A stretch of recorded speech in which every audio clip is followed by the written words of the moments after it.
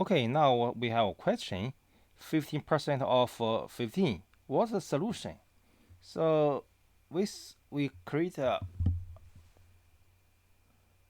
formula for this question. So 15% is equal like this. Okay, we write that. So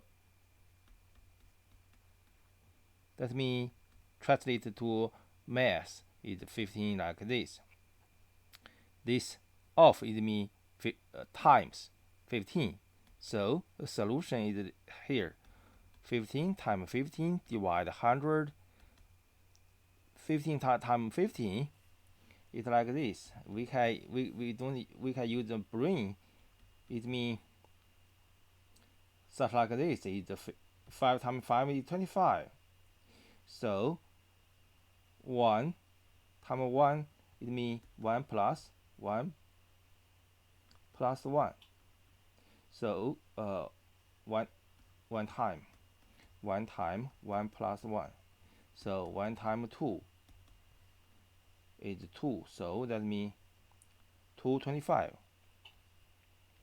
225 divide 100.